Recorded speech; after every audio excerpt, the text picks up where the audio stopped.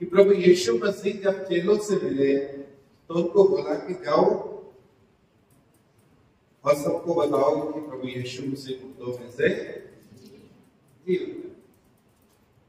मरियम से मिले तो मरियम को कहा कि जाओ और चेलों को बताओ कि प्रभु यीशु मसीह मुर्दों में से जी उठा।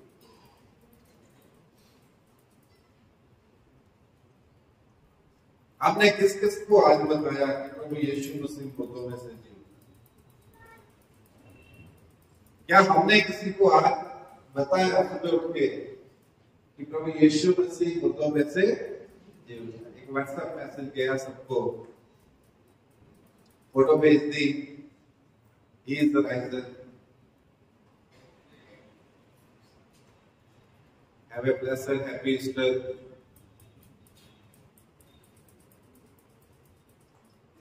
क्या इतना काफी है?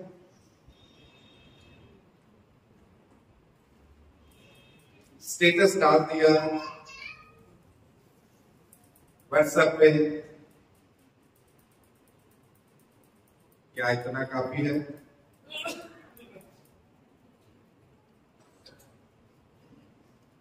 बहुत लोग स्टेटस देखते नहीं हैं, बहुत लोग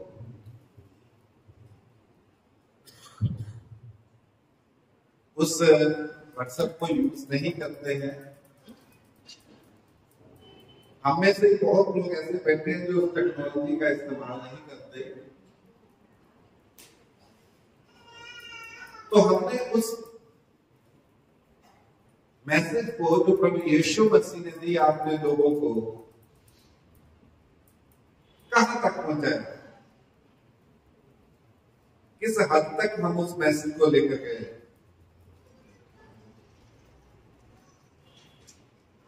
क्योंकि अपने आप को मसीही कहना या अपने आप को इस खुशी में शामिल करना ही काफी नहीं है जब तक उसके आने का जो मकसद है या वो संदेश सब तक डिलीवर नहीं होता। अगर हम कहें कि वर्ल्ड वाइड क्रिश्चियनिटी बैठी है तो ये संदेश तो सबके पास होगा।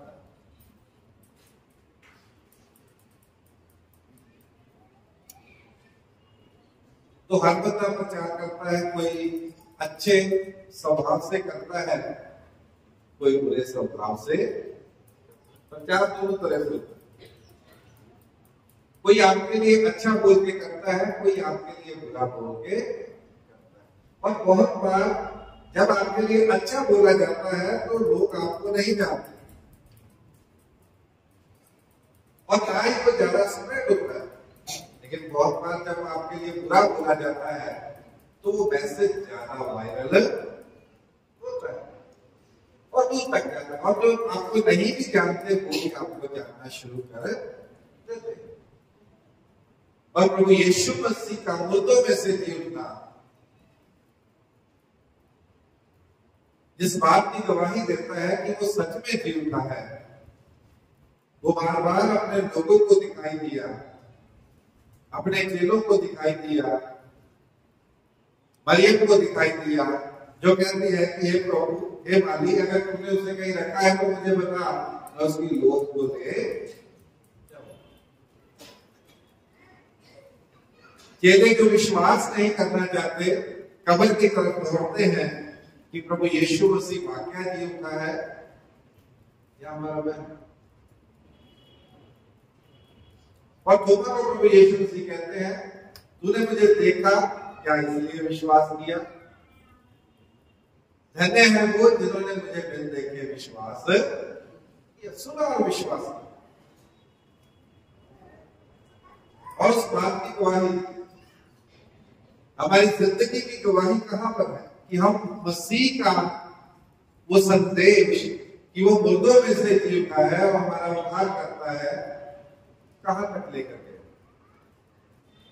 क्योंकि सिर्फ इतना ही संदेश नहीं है। प्रभु के वचन को जब हम प्रकाशित वाक्य उसका पहला अध्याय 17वें वचन को पढ़ते हैं तो वहां पर लिखा है, कहता है जब मैंने उसे देखा, प्रभु का चेला, प्रभु का दास कहता है, जब मैंने उसे देखा तो उसके पैरों पर मुर्दा सा गिर पड़ा उसने मुझ पर अपना दाहिना हाथ रखकर कहा, मत डर, मैं प्रथम और अंतिम और जीवता हूं। Hallelujah, hallelujah. कहता उस डर को उसने मेरे अंदर से दूर किया और मुझे कहा, मत डर, मैं प्रथम, पहला, अंतिम, आखिरी और जीवित, जिंदा। मैं मर गया था और अब देख मैं युगान युग जीता हूं। Hallelujah, hallelujah. और ये वो चेला है जिसको वचन कहता है कि प्रभु यीशु मसीह बहुत प्यार करते हैं, वो सब कोई थे।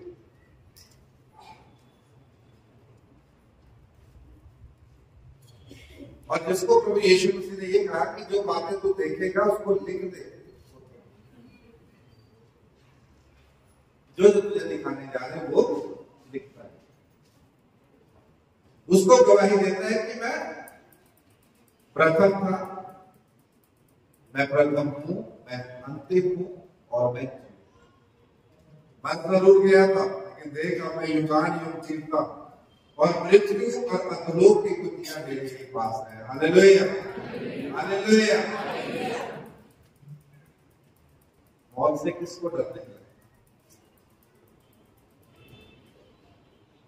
अगर हम कहें अपनी भाषा में, तो कौन मरना चाहता है?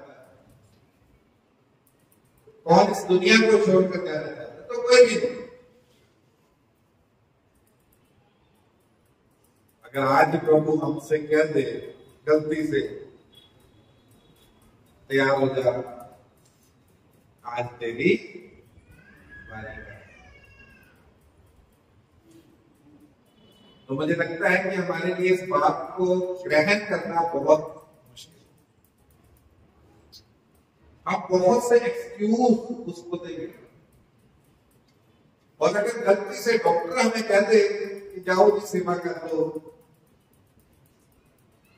घर ले जाओ इसे, सेवा कर लो इसकी, बस अंतिम ही समय है, तो डर और बढ़ जाता है। हम कहते हैं कि अब कितना वक्त है, अब कितना वक्त है हमारे पास। प्रभु का वचन कहता है, कहता मृत्यु और अधोलोक की कुंजियां किसके पास है? उसके पास है। तो फिर डर किस बात का है? जब वो मुर्दों में से जी उठा और वायदा करता है कि जब मैं जी उठा तो तुम्हें भी जिलाऊंगा, और वो साफ कहता है, कहता मृत्यु और अधोलोक की कुंजियां मेरे पास है। जब लोग उसको पढ़ते हैं, कहते मौत का नाम मेरा डर, और कोई भी वस्तु हमें परमेश्वर के प्रेम से अलग नहीं कर सकती जो उसने प्रभु यीशु मसीह के द्वारा हमें किया। तो हमारी जिंदगी की गवाही किस स्थिरता में बनती है, या प्रभु यीशु मसीह के मुर्दों में से जी उठने की गवाही? क्योंकि किसी भी बात की गवाही देने के लिए सबसे पहले वो हमारे जीवन में पाया जाना बहुत ही जरूरी है। जिस मौत के लिए हम परेशान रहते हैं, उसी मौत पर उसने फतेह पाई। जिस मौत के विरोध में हम गाते हैं और कहते हैं कि मौत तेरा डंक कहां रहा, प्रभु यीशु मसीह ने तुझे जीत लिया है, जब बैठकर दुआ करते हैं तो बड़ा इजी लगता है। लेकिन उठकर अपने अजीज को सामने लेकर देखे कि वो अंतिम सांस ले रहा है, बहुत मुश्किल हो, और मुश्किल हो।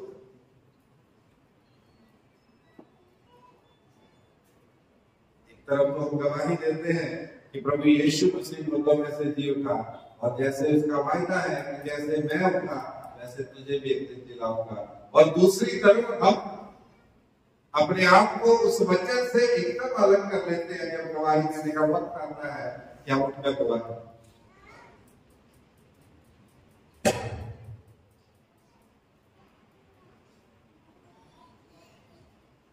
खुदा का वचन हमारी जिंदगी से, हमारे जीवन से उस बात की गवाही चाहता है, और जीवित गवाही चाहता है, जैसे लोग। हालेलुया। जब उसने बोला आदि और अंत में जीवित हूं, तो हमारी जिंदगी से भी डर सकते। भाइयों को कहा कि जाओ मेरे भाइयों को बताओ, मेरे चेलों को बताओ कि प्रभु यीशु मसीह मुर्दों में से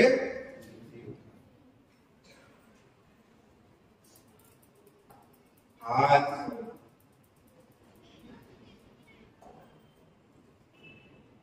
हमने कितनों को बताया कि प्रभु यीशु मसीह मुर्दों में से जी उठा। यह हमारे लिए इस बात को समझना बहुत जरूरी है। अगर मैं अपने परिवार को नहीं बता पाया कि प्रभु यीशु मसीह मुर्दों में से जी उठा है, तो तुझे उसका धन्यवाद करने के लिए उसकी हजूरी में होना चाहिए। तो मैं दुनिया को क्या बताने गया?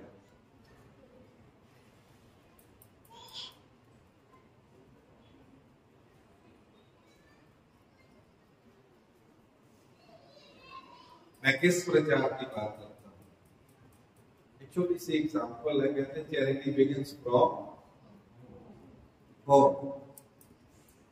Charity begins from home.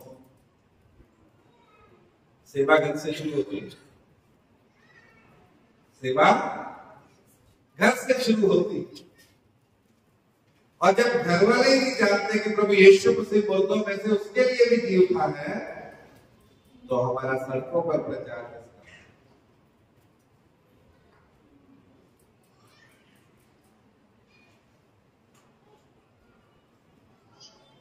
हम निकलते हैं दुनिया को बताने कि प्रभु यीशु मसीह मुर्दों में से कितने दिन निकलते हैं? आज सुबह किन में हो बारिश के कुछ ज्यादा ही दिख रहे थे। ऊपर से एक और घटना घटी। 3 बजे लाइट चली गई। 3 बजे लाइट चली गई। और जब लाइट चली गई तो तैयार होना और भी मुश्किल हुआ। और भी तैयार होना मुश्किल हो गया। और हवा इतनी तेज थी कि कैंडल जलाकर चलना बहुत मुश्किल हो गया।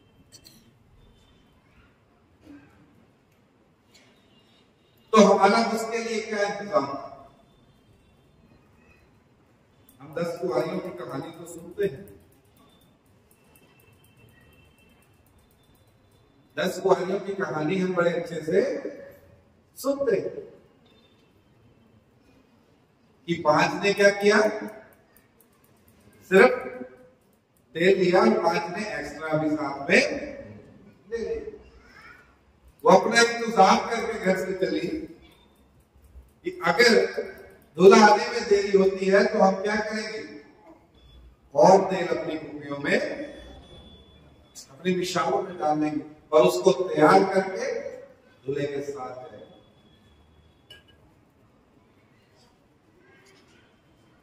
लेकिन हम तो 1 घंटे की लाइट जाने से परेशान हो गए।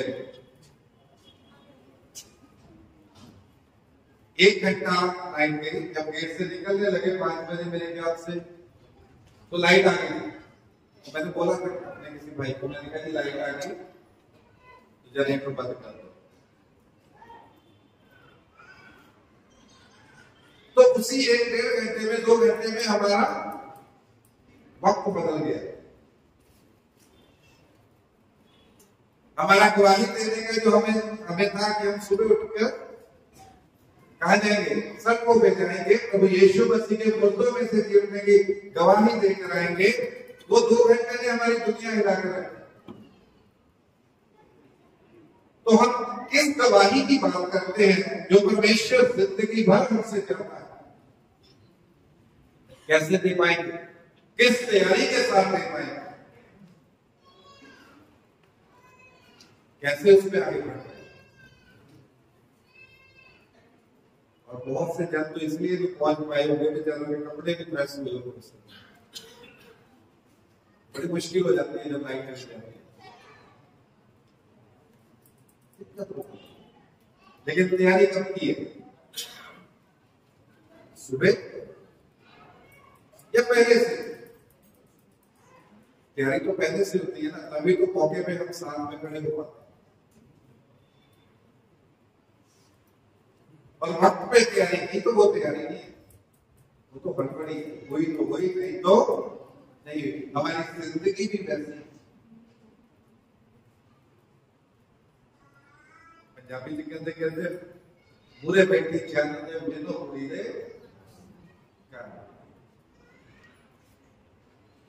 बुरे बैठी चैन दे मेनू कुड़ी दे कि बारात घर पे आई बैठी है और कहते लड़की के क्या कर दो, कान कर दो।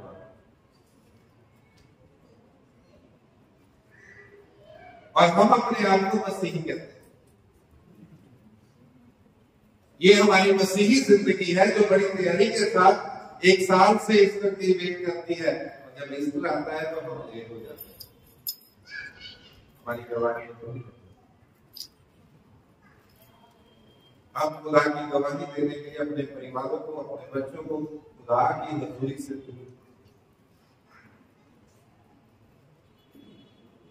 खुदा ऐसी गवाही हमसे नहीं चाहता जो 1 घंटे की, 1 चक्कर की और 1 काउंट की। ऐसी गवाही के लिए उसने अपनी जान नहीं कुर्बान की सलीब पर। वो कहता आदि और अंत में हूं और जीवित भी हूं। मर गया था लेकिन अब जिंदा हूं। जब वो जिंदा है तो हमसे भी जिंदा गवाही चाहता है, और रोजाना की जिंदगी में चाहता है, एक दिन भी नहीं चाहता। प्रभु का वचन रोमियो की पत्री को पढ़े, उसका 12वां अध्याय पहले वचन में कहता इसलिए हे भाइयों मैं तुमसे परमेश्वर की दया संबंध दिलाकर विनती करता हूं कि अपने शरीरों को जीवित, हालेलुया हालेलुया, कहता अपने शरीरों को जीवित और पवित्र और परमेश्वर को भावता हुआ बलिदान करके चढ़ाओ। हालेलुया। गवाही चाहता है परमेश्वर हमारी जिंदगी से कि ये जो शरीर खुदा ने हमें दिए हैं, इनसे कैसी गवाही है? जीवित गवाही, जिंदा दिल गवाही है। और ये शरीर पवित्रता से भरकर उसकी गवाही है।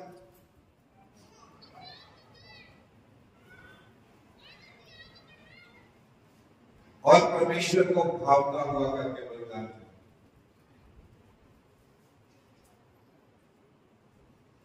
ये 3 बातें हमारी जिंदगी में होनी बहुत ही जरूरी है। जब हम अपने आप को तैयार करते हैं तो कैसे करते हैं? शीशे के सामने खड़े होते हैं, बार बार शीशा बताता है कि कुछ कमी रह गई, बाल अभी इधर से 4 बार है, उनको सेट करते हैं तो इधर से भी 4 बार है, तो उनको भी सेट करना।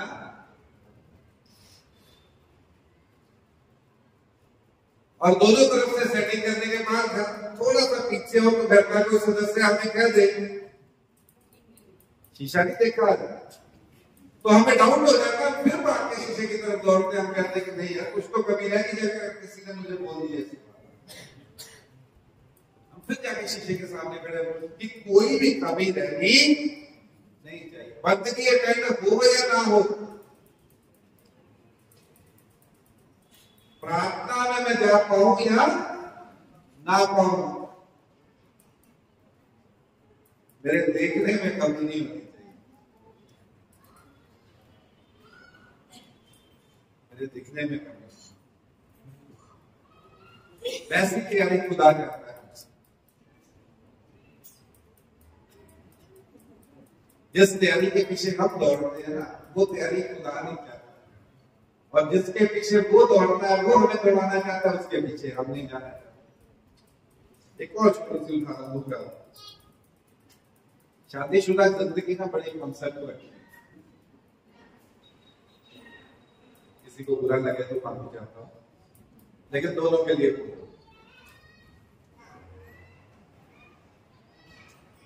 शादी 2 लोगों के बीच में होती है। और दोनों जिंदगी में साथ रहने के वायदे करते हैं।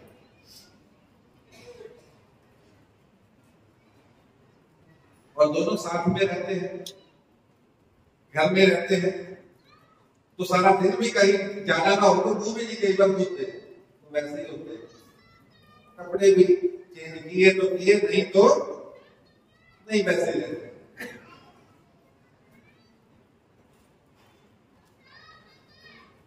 जिंदगी उनकी किसके लिए? एक दूसरे के लिए। तो एक दूसरे के साथ वो कैसे रहते घर पे? नहाए धोए तो ठीक है, नहीं तो हाथ मुंह धोया तो धोया, नहीं तो काम में बिजी। और तैयार हुए तो हुए, नहीं हुए तो वैसे ही। किसी ने घर एक दूसरे को बोल दिया थोड़े कपड़े चेंज कर, कहाँ जाना है? यहीं पे तो है, ठीक है। और यही जिंदगी अगर जब समाज में निकलती, घर से बाहर निकलती है, तो एकदम से पलट जाता है। हमारे कपड़े, हमारे तौर तरीके, हमारा दिखने का तरीका सब बदल जाता है। जिसके साथ रहना है उसके लिए नहीं बदलता, जिसके साथ जिंदगी निकालनी है उसके लिए नहीं बदलती, लोगों के दिखावे के लिए बदलती।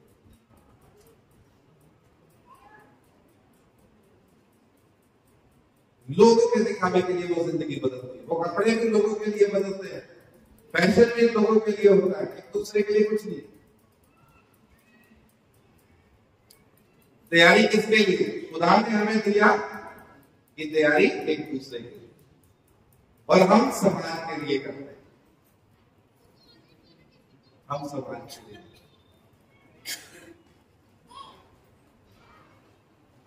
हमें जब सड़कों पे जाना है तो हमें टिप टॉप होकर निकलते हैं, एक दूसरे के लिए, जिसके लिए खुदा ने।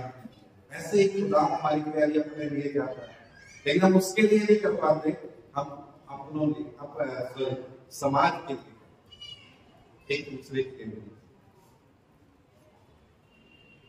हमारी जिंदगी की तैयारी खुदा जो चाहता है, जो गवाही खुदा चाहता है, जीवित गवाही खुदा चाहता है, हम उसके लिए नहीं देते।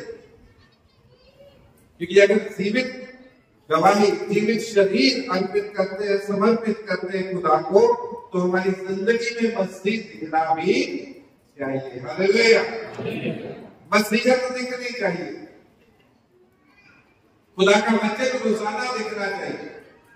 जिसके साथ हमें रहना है, जिसके साथ हमें जिंदगी व्यतीत करनी है, जो हमारी जिंदगी से गवाही चाहता है, जब उसको हमारी जिंदगी से गवाही नहीं मिलती तो दूसरों को क्या गवाही?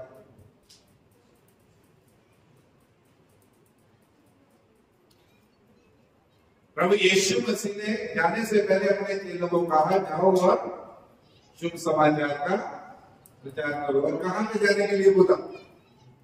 मत्ती के 28 अध्याय। कहां? दुनिया में जाओ, बाहर निकलो। कहते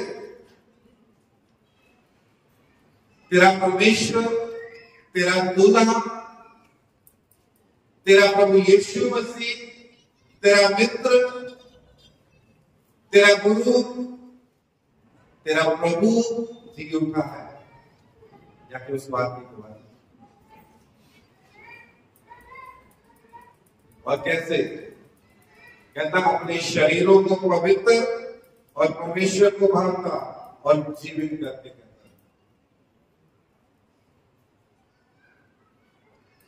हम बहुत बार किसी ना किसी के लिए एक शब्द इस्तेमाल करते, कहते इसकी आत्मा मरी पड़ी, इसकी आत्मा मरी पड़ी। क्यों कहते हैं हम ये बात? क्योंकि हमें उसकी जिंदगी में से वो उम्मीद दिखती नहीं है जो दिखनी चाहिए। जो उसकी जिंदगी में से मिलना चाहिए, फ्रूटफुल उसे होना चाहिए, वो नहीं दिखते फ्रूटफुल है। तो हम इस बात को जाहिर करते और कहते हैं इसकी आत्मा।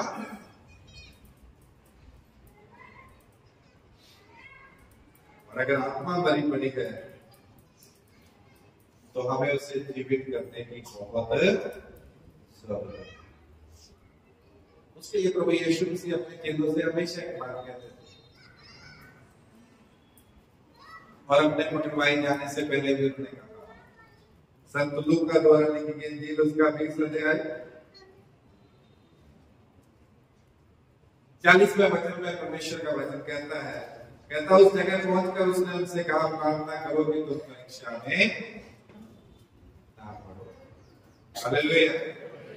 क्या करने के लिए प्रभु कहता है? कहता प्रार्थना करो कि तुम परीक्षा में अपने शरीरों को जीवित, पवित्र और परमेश्वर को भावता हुआ बलिदान चढ़ाने के लिए। कहता हमारी जिंदगी में जो मुश्किलें हैं, जो परेशानियां हैं, उनसे बचने के लिए, जो हमें उसको जाने नहीं देती, अपने आप को स्थिर करने के लिए जिस चीज की जरूरत है वह कहता प्रार्थना, ताकि तुम परीक्षा में।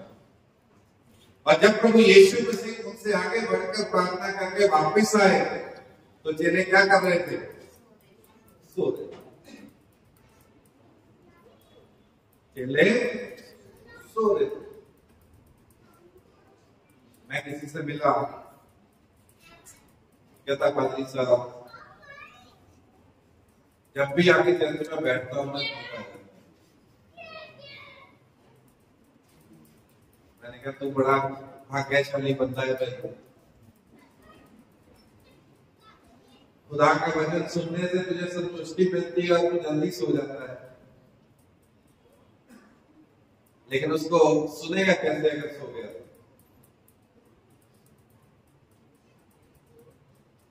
क्या करूं? घर में आए या ना आए, चर्च में बैठने से कहते हैं, चर्च में बैठने से नींद क्यों आती है? ऐसा क्यों होता है हमारे साथ?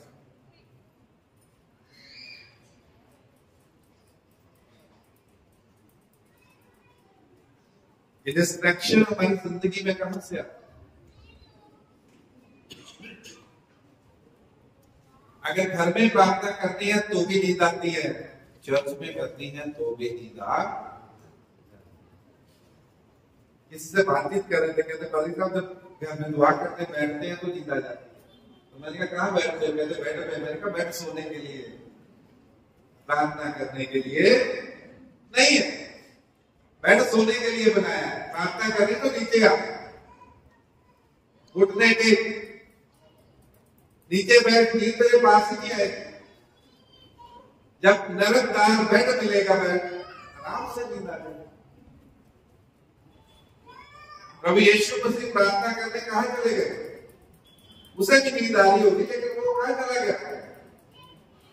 पहाड़ी पे चला गया, ताकि आरामदायक बेड ना मिले और उसको वहीं पे प्रार्थना करें। चेले बड़े खुदा के क्या कह सकते उसको धन्यवादी होने चाहिए कि खुदा उनको पहाड़ी पे ले गया दुआ करने के लिए और वो वहां भी सो गए, उनको वहां भी नहीं था। और वो कहते हैं हम थके हुए थे, हम थके हुए थे। तो हमारी थकावट कब उतरती? कब उतरेगी ये थकावट? कब हम खुदा की हजूरी में बैठेंगे? कब हम खुदा में अपने आप को देंगे? कब हम उन सब चीजों से ऊपर उठ के अपने आप को जीवित, पवित्र और परमेश्वर को भावता हुआ बलिदान करके चढ़ाएंगे और उसके जिंदा होने की गवाही लोगों तक पहुंच जाता है?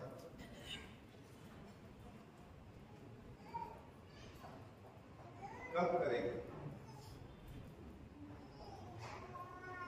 और वो एक दिन के लिए नहीं, रोजाना की जिंदगी से वो गवाही चाहते हैं, रोज की जिंदगी से खुदा गवाही चाहते हैं, ताकि हम अपने जीवन के द्वारा रोज रोज खुदा की गवाही दे सके, प्रभु यीशु मसीह की गवाही दे सके।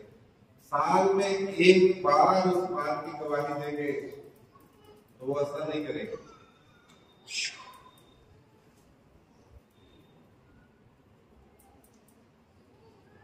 वो चीज असर खुदा इस गवाही को रोज करता है,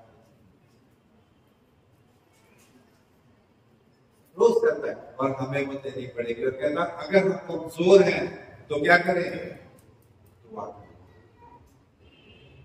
अगर हम नहीं दे पा रहे हैं, अपने आप में कमजोरी महसूस करते हैं, तो खुदा का वचन हमें कहता है कि हम प्रार्थना करें ताकि हम दृढ़ हो सके, परीक्षाओं से बच सके। और कहता है हम सोते ना,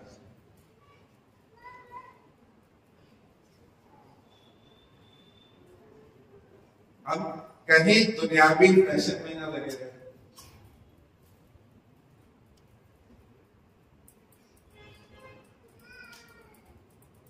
कई जगहों में ऐसा भी होता है कि चर्च का खत्म हो जाता है समय, और पार्लर से बच्चे बाद में आ रहे होते हैं ईस्टर मनाने के लिए चर्च में।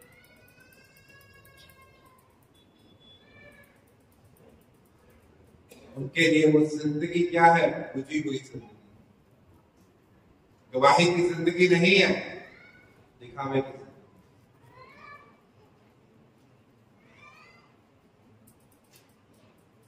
एक रीति की जिंदगी,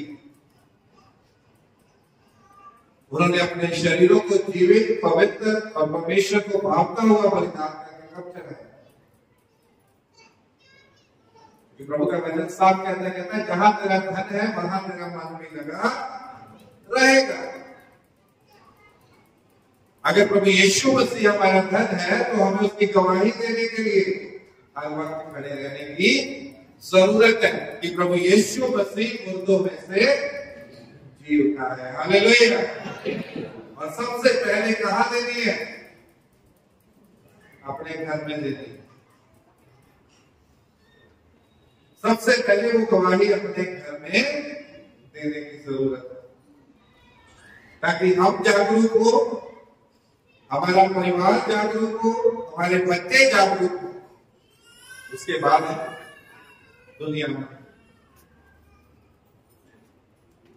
उसके बाद हम मोहल्ले में, अपने समाज में निकले, अपनी दुनिया में निकले कि हम प्रभु यीशु मसीह के मुर्दों में से जीवने की गवाही। और वो तभी हो पाएगा जब हम प्रार्थना में लगे रहेंगे और अपने आप को जीवित, अपने शरीरों को जीवित, पवित्र और परमेश्वर को भावता हुआ बलिदान करके चढ़ाएंगे। क्योंकि प्रभु का वचन कहता है, आखिरी बात करेंगे, कहता है संसार के सदृश ना बनो, परंतु तुम्हारे मन के नहीं हो जाने से तुम्हारा चाल चलन भी बदल जाना। हमने मसीह को ग्रहण तो कर लिया, उसकी गवाही देने की तो ठान ली, लेकिन चाल चलन वही है। कहता वो भी बदले, और जब तक वो नहीं बदलेगा तब तक गवाही नहीं होगी। तुम्हारे मन के नहीं हो जाने से तुम्हारा चाल चलन भी बदल जाना चाहिए। दूसरों के जैसे मत बनो, किसी के जैसे मत।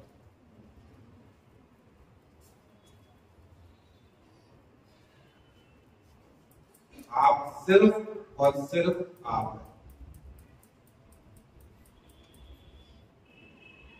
जिसको खुदा ने चुना है, और खुदा आपके द्वारा आश्चर्य करता है। मरकज के लिए उसका सुर मारते हैं बड़े, तो कहता है तुम मेरे से भी बढ़कर आश्चर्य करोगे। Hallelujah, hallelujah. मेरे से भी बढ़कर करोगे, और करोगे तब जब ये जीवन बदलेगा। अपना जीवन प्रभु के हाथ में निकले, उसकी गवाही देने के लिए अपने आप को तैयार करें, और प्रभु आपको अपनी महिमा में इस्तेमाल करते हुए अपने अनुग्रह से भरकर चलाएगा, और उसका चाल चलन हमारी जिंदगियों से उसके जिंदा होने की गवाही देता जाएगा। प्रभु आप सबको बहुत आशीषों पर। आइए हम दुआ में अपने सरों को झुकाएं।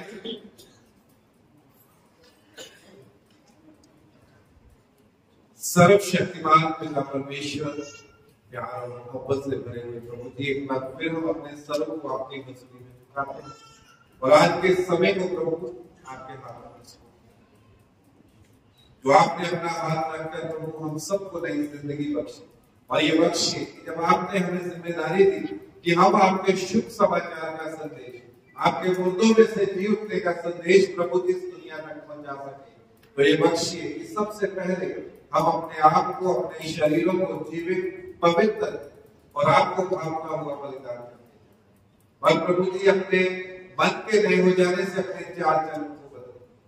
और प्रभु अगर हम कमजोर पाए जाते हैं तो प्रार्थना में लगे रहे, ताकि प्रभु हमारी वो कमजोरी हम सबकी जिंदगियों से दूर हो और पिता परमेश्वर हम सब आपकी अगुवाई में बढ़ते, आपके वचन में भरपूरी से बढ़ते, आपकी महिमा और तारीफ करते जाए। और ये गवाही प्रभु की एक दिन की नहीं, रोजाना की जिंदगी से पिता परमेश्वर हम देने वाले हो सके। ये बख्शी कि आपका जलाल प्रभु जी एक एक की जिंदगी में जाहिर होता जाए। प्रार्थना करते हैं पिता परमेश्वर उन अजीजों के लिए जो बीमार है, उन्हें तंदुरुस्ती, तौफीक, जिंदगी की बढ़ोतरी बख्शी। मिस्टर तसेम को प्रभु जी चंगाई बख्शी, मिसेज आशा राजपाल को प्रभु चंगाई बख्शी, मिस्टर राजपाल को चंगाई बख्शी। और प्रार्थना करते हैं मिस्टर विकी और उनकी वाइफ के लिए पिता परमेश्वर इनकॉर्पोरेट हुआ, उन्हें भी प्रभु तंदुरुस्ती बख्शिए, जिंदगी की बढ़ोतरी बख्शिए, अपनी महिमा में उठाकर खड़ा कीजिए। और आपका ये ईस्टर का दिन, आपके मुर्दों में से जी उठने का दिन, एक एक की जिंदगी के लिए प्रभु जी चंगाई, तंदुरुस्ती, बरकत की भरपूरी और आपकी महिमा की बढ़ोतरी लेकर आए। प्रभु यीशु मसीह के नाम से मांगते हैं। हम सब प्रभु की हजूरी में खड़े हो जाएंगे। एक गीत नौजवान बच्चों के